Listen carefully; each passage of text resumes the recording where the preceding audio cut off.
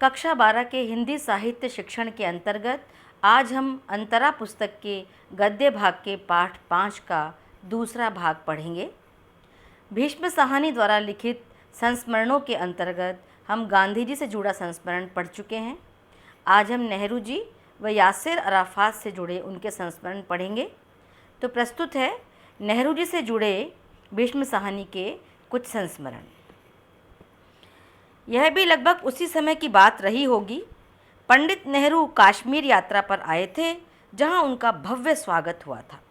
शेख अब्दुल्ला के नेतृत्व में झेलम नदी पर शहर के एक सिरे से दूसरे सिरे तक 7वें पुल से अमीराक दल तक नावों में उनकी शोभा यात्रा देखने को मिली थी, जब नदी के दोनों ओर हजारों हजार कश्मीर निवासी अदम्य उत्साह के साथ उनका स्वागत कर रहे थे।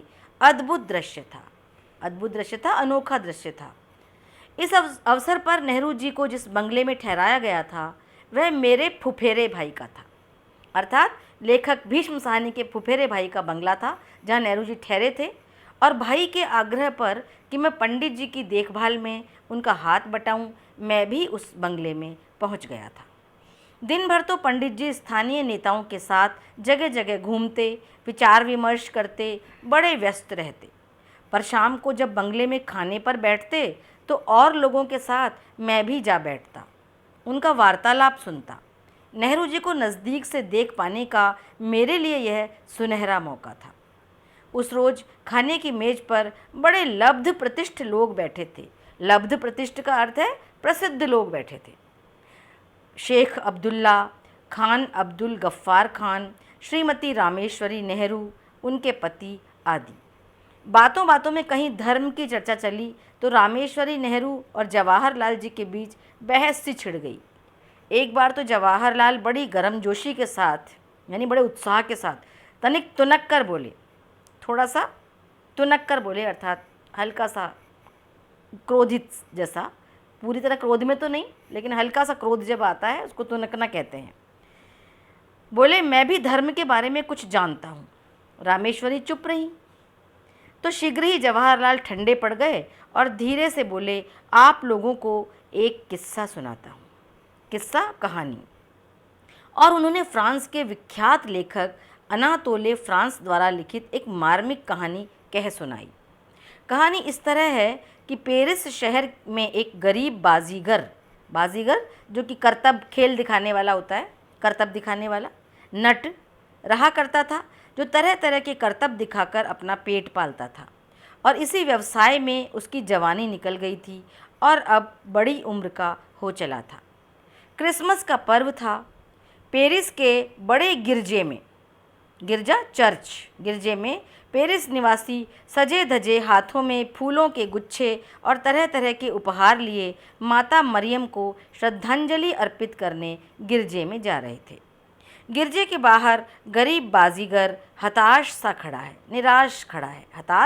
निराश खड़ा था, क्योंकि वह इस पर्व में भाग नहीं ले सकता था। न तो उसके पास माता मरियम के चरणों में रखने के लिए कोई तोहफा अर्थात उपहार, और न ही उस फटे हाल को कोई गिरजे के अंदर जाने देगा। सहसा ही उसके मन में यह विचार कौंध गया, मैं उपहार तो नहीं दे सकता, पर मैं माता मरियम को अपने करतब दिखाकर उनकी प्रार्थना कर सकता हूँ। यही कुछ है जो मैं भेंट कर सकता हूँ। जब श्रद्धालु चले जाते हैं और गिरजा खाली हो जाता है तो बाजीगर चुपके से अंदर घुस जाता है। कपड़े उतारकर पूरे उत्साह के साथ अपने करतब दिखाने लगता है। गिरजे में अंधेरा है, श्रद्धालु जा चुके हैं, दरवाजे बंद है। कभी सिर के बल खड़े होकर और कभी तरह तरह अंग संचालन करते हुए बड़ी तन्मयता के साथ एक के बाद एक करतब दिखाता है, यहाँ तक कि हाँफने लगता है। माता मरियम को अकेले ही गिरजे में, चर्च में उस बाजीगर ने करतब दिखाए। उसके हाँफने की आवाज़ कहीं बड़े पादरी के कान में पड़ जाती है और वह ये समझकर कि कोई जानवर गिरजे के अंदर घुस आया है और गिरजे को दूषित कर रहा है, भागता हुआ गिरजे के अंदर आता है। उस वक्त बाजीगर सिर के बल खड़ा अपना सबसे चहेता करतब, अपना प्रिय करतब बड़ी तन्मयता से दिखा रहा था। यह दृश्य देखते ही बड़ा पादरी तिलमिला उठता है। माता मरियम का इससे बड़ा अपमान क्या होगा। आग बबूला अर्थात बहुत अधिक क्रोध में वह नट की ओर बढ़ता है कि उसे लात जमाकर गिरजे के बाहर निकाल दे। वह नट की ओर गुस्से से बढ़ ही रहा है तो क्या देखता है कि माता मरियम की मूर्ति अपनी जगह से हिली है। माता मरियम अपने मंच पर से उतर आई हैं और धीरे धीरे आगे बढ़ती हुई नट के पास जा पहुंची हैं और अपने आंचल से हाँफते नट के माथे का पसीना पोंछती उसके सिर को सहलाने लगी हैं। यह कहानी नेहरू जी के मुंह से सुनी। मेज पर बैठे सभी व्यक्ति दत्तचित्त होकर सुन रहे थे। दत्तचित्त होना एकाग्रता के साथ एकाग्र होकर सुन रहे थे। नेहरू जी का कमरा ऊपर वाली मंजिल पर था, जिसके बगल वाले कमरे में मैं और मेरे फुफेरे भाई टिके हुए थे। उस रात देर तक नेहरू जी चिट्ठियाँ लिखवाते रहे। सुबह सवेरे जब मैं उठकर नीचे जा रहा था तो नेहरू जी के कमरे के सामने से गुजरते हुए मैंने देखा कि नेहरू जी फर्श पर बैठे चरखा काट रहे हैं। उनकी पीठ दरवाजे की ओर थी। मैं चुपचाप नीचे उतर आया। नीचे आकर देखा कि बरामदे में तिपाई पर अखबार रखा था। तिपाई पे एक छोटी सी मेज जैसी। मैंने अखबार उठा लिया और बरामदे में खड़ा नज़रसानी करने लगा। नज़रसानी यानी देखने लगा। मैं अभी अखबार देख ही रहा था कि सीढ़ियों पर किसी के उतरने की आवाज़ आई। मैं समझ गया कि नेहरू जी उतर रहे हैं। उन्हें उस रोज़ अपने साथियों के साथ पहलगाम के लिए रवाना हो जाना था। अखबार मेरे हाथ में था। तभी मुझे एक बचकाना सी हरकत सूझी। मैंने फैसला किया कि मैं अखबार पढ़ता रहूँगा और तभी नेहरू जी के हाथ में दूंगा जब वह मांगेंगे। कम से कम छोटा सा वार्तालाप तो इस बहाने हो जाएगा। नेहरू आए। मेरे हाथ में अखबार देखकर चुपचाप एक ओर को खड़े रहे। वह शायद इस इंतज़ार में खड़े रहे कि मैं स्वयं अखबार उनके हाथ में दे दूंगा। मैं अखबार की नज़रसानी क्या करता। मेरी तो टांगें लरजने लगी थी, यानी लरजने कांपने लगी थी टांगें। डर रहा था कि नेहरू जी बिगड़ न उठे। फिर भी अखबार को थामे रहा। कुछ देर बाद नेहरू जी धीरे से बोले, आपने देख लिया हो तो क्या मैं एक नज़र देख सकता हूँ। सुनते ही मैं पानी पानी हो गया और अखबार उनके हाथ में दे दिया। पानी पानी हो गए। लेखक शर्मिंदा हो गए कि नेहरू जी ने बड़ी विनम्रता से उनसे अखबार मांगा। तो इस अंश को हमने पढ़ा। इस संस्मरण में लेखक भीष्म साहनी ने नेहरू जी के व्यक्तित्व की उन विशेषताओं का अंकन किया है जिन्हें बहुत नज़दीक से देखने का लेखक को अवसर मिला था। नेहरू जी द्वारा सुनाई गई बाजीगर और माता मरियम की कहानी उनकी इस धारणा की पुष्टि करती है कि ईश्वर सदैव भाव का भूखा होता है। वह समृद्धि और वस्तुओं का नहीं। ईश्वर हमेशा ऐसे मनुष्यों से प्रेम करता है जो सरस, भोले और निश्चल होते हैं। धर्म के बारे में ये उनके विचार थे। उनकी दृष्टि में धर्म केवल सरलता का, भोलेपन का और समर्पण का नाम था। नेहरू जी का लेखक ने विनम्रतापूर्वक जो वर्णन किया है, उन्होंने अखबार मांगा लेखक से, अखबार बड़ी विनम्रता से मांगा। यह भी उनके स्वभाव की सरलता और विनम्रता को प्रदर्शित करता है। अंत में भीष्म साहनी ने ट्यूनिस में यासिर अराफात के साथ अपने संस्मरणों को लिखा है, जो कि इस प्रकार आपके सामने प्रस्तुत है। उन दिनों मैं अफ्रो एशियाई लेखक संघ में कार्यकारी महामंत्री के पद पर सक्रिय था। ट्यूनीसिया की राजधानी ट्यूनिस में अफ्रो एशियाई लेखक संघ का सम्मेलन होने जा रहा था। भारत से जाने वाले प्रतिनिधि मंडल में सर्वश्री कमलेश्वर, जोगिंदर पाल, बालू राव, अब्दुल बिस्मिल्लाह आदि थे। कार्यकारी महामंत्री के नाते मैं अपनी पत्नी के साथ कुछ दिन पहले पहुंच गया था। ट्यूनिस में ही उन दिनों लेखक संघ की पत्रिका लोटस का संपादकीय कार्यालय हुआ करता था। एक आध वर्ष पहले ही पत्रिका के प्रधान संपादक फैज़ अहमद फैज़ चल बसे थे। ट्यूनिस में ही उन दिनों फ़िलिस्तीनी अस्थायी सरकार का सदर मुकाम हुआ करता था। सदर मुकाम मतलब राजधानी। फ़िलिस्तीनी सरकार उस समय अस्थायी सरकार थी और उसकी राजधानी वहीं ट्यूनिस में ही थी। उस समय तक फ़िलिस्तीन का मसला हल नहीं हुआ था। फ़िलिस्तीन उस समय स्वतंत्र देश के रूप में स्थापित नहीं हुआ था और ट्यूनिस में ही यासिर अराफात के नेतृत्व में यह अस्थायी सरकार काम कर रही थी।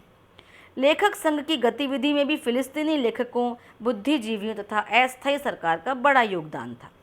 एक दिन प्रातः लोटस के तत्कालीन संपादक मेरे पास होटल में आए और कहा कि मुझे और मेरी पत्नी को उस दिन सदर मुकाम में आमंत्रित किया गया है। उन्होंने कार्यक्रम का ब्यौरा नहीं दिया, ब्यौरा अर्थात विवरण नहीं दिया, केवल कहकर चले गए कि मैं 12 बजे तुम्हें लेने आऊँगा। वहाँ पहुँचे तो बड़ी झेप हुई। हमारे पहुँचने पर यास्सेर अराफात अपने 2 साथियों के साथ बाहर आए और हमें अंदर लिवा ले गए। संभव है संपादक महोदय ने सुरक्षा की दृष्टि से हमें खोल कर न बताया हो। वास्तव में हम दोनों को दिन के भोजन पर आमंत्रित किया गया था। अंदर पहुँचे तो सदर मुकाम के लगभग 20 अधिकारी तथा कुछ एक फ़िलिस्तीनी लेखक तपाक से मिले, बड़े उत्साह से मिले। कुछ एक समय पहले मिल चुका था। हम बड़े कमरे में दाखिल अर्थात प्रविष्ट हुए। दाईं ओर को लंबी सी खाने की मेज़ पहले से लगी थी। उस पर पहले से ही एक बड़ा सा भुना हुआ बकरा रखा था जो लगभग आधे मेज को घेरे हुए था। मैं और मेरी पत्नी कमरे के बाईं ओर बैठाए गए जहाँ चाय पान का प्रबंध था। यास्सेर अराफात हमारे साथ बैठ गए। धीरे धीरे बातों का सिलसिला शुरू हुआ। हमारा वार्तालाप ज़्यादा दूर तक तो जा नहीं सकता था। फ़िलिस्तीन के प्रति साम्राज्यवादी शक्तियों के अन्यायपूर्ण रवैये की हमारे देश के नेताओं द्वारा की गई भर्त्सना यानी निंदा, फ़िलिस्तीनी आंदोलन के प्रति विशाल स्तर पर हमारे देशवासियों की सहानुभूति और समर्थन आदि। 2-1 बार जब मैंने गांधी जी और हमारे देश के अन्य नेताओं का जिक्र किया यानी उनके बारे में बात की तो अराफात बोले, वे आपके ही नहीं हमारे भी नेता हैं, उतने ही आदरणीय जितने आपके लिए। बीच बीच में आतिथ्य भी चल रहा था, अर्थात मेहमान नवाजी, अतिथि सत्कार चल रहा था। अराफात हमें फल छील छील कर खिला रहे थे, हमारे लिए शहद की चाय बना रहे थे। साथ ही साथ इधर उधर की बातें भी चल रही थी। अराफात की इंजीनियरिंग की शिक्षा के बारे में, उनकी अनथक हवाई यात्राओं के बारे में, शहद की उपयोगिता के बारे में। शीघ्र ही हम बड़े इत्मीनान से उनके साथ बतिया रहे थे। इत्मीनान के साथ यानी शांति से, तसल्ली से उनके साथ बातचीत कर रहे थे। जब भोजन का समय आया तो मैं अपनी जगह पर से उठा और यह अनुमान लगाकर कि गुसलखाना अर्थात शौचालय कमरे के पार गलियारे में होगा, मैं सीधा कमरा लांघ गया। मेरा अनुमान ठीक निकला, गुसलखाना वहीं पर था। पर मेरी झेप का अंत नहीं था। जब मैं गुसलखाने से बाहर निकला तो यास्सेर अराफात तौलिया हाथ में लिए बाहर खड़े थे। इस संस्मरण में ये बहुत ही हृदय को छूने वाला ये प्रसंग लगा कि जिसमें लेखक फ़िलिस्तीन के राष्ट्रपति यास्सेर अराफात एक लेखक के लिए तौलिया लेकर हाथ में खड़े हैं। ये वाकई बहुत मन को छूने वाला प्रसंग है।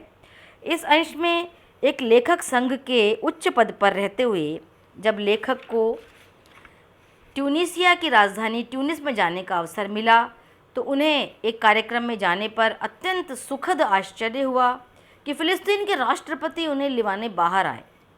यही नहीं, उन्होंने बातचीत के दौरान भारतीय नेताओं के प्रति आदर भाव भी प्रकट किए। अराफात द्वारा लेखकों को जो भोज दिया गया, उस भोज के दौरान अपने हाथों से उनके द्वारा फल छील कर खिलाना, शहद की चाय बनाना और यहाँ तक कि लेखक के गुसलखाने से बाहर निकलने पर तौलिया हाथ में लेकर खड़े होना, लेखक को आश्चर्यचकित करने के साथ ही लज्जित भी कर गया। इस पाठ में दिए गए तीनों संस्मरणों का उद्देश्य हमारे सामने यह स्पष्ट करना है कि महान व्यक्तित्व वस्तुतः कितने सरल, कितने सहज और कितने विनम्र होते हैं।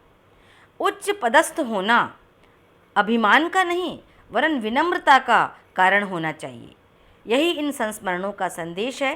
भाषा शैली बहुत ही सरल, सहज और उर्दू के शब्दों से युक्त है। धन्यवाद।